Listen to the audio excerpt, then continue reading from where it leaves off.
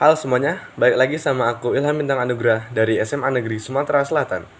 Jadi, pada video kali ini, aku bakal nge-review salah satu buku lagi yang sangat menarik dan juga bermanfaat, yaitu The Power of Habit, atau dalam bahasa Indonesia yang berarti kekuatan kebiasaan.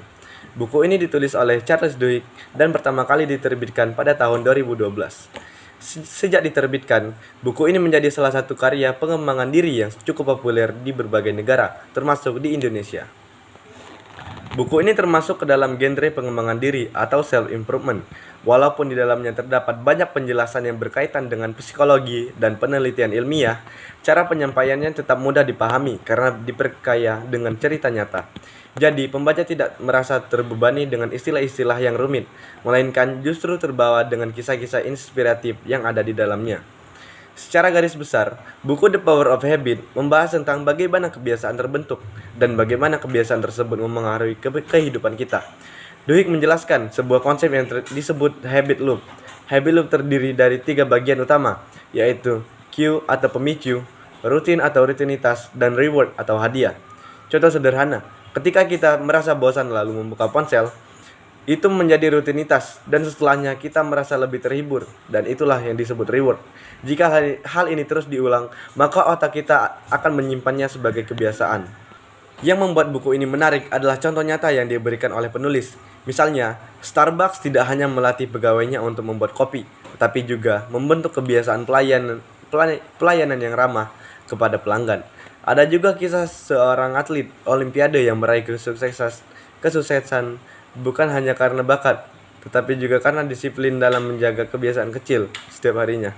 Bahkan, Duhigg menjelaskan bagaimana perusahaan besar dapat sukses atau gagal tergantung pada kebiasaan para pekerjanya. Tidak hanya pada level individu atau perusahaan, kebiasaan juga berpengaruh besar pada masyarakat luas. Misalnya, gerakan hak-hak sipil di Amerika dapat berhasil karena adanya kebiasaan kolektif yang terbangun dalam masyarakat.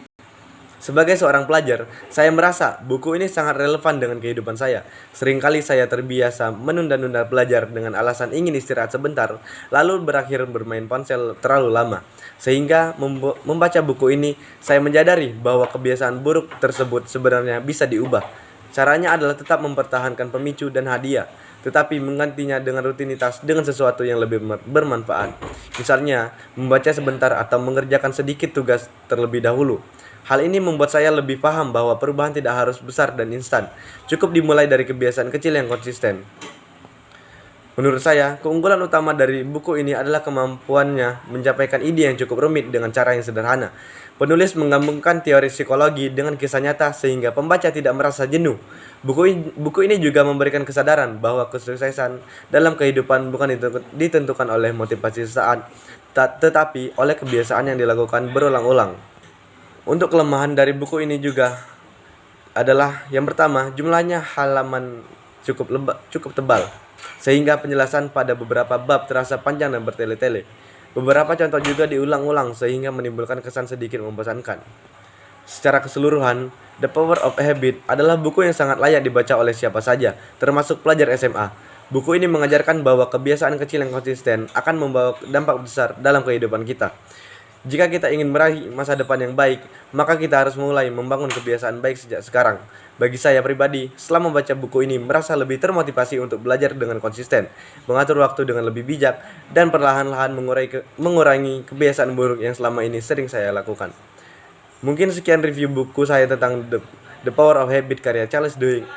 Semoga video ini dapat bermanfaat bagi kalian semua. Dan terima kasih telah menonton dan sampai jumpa.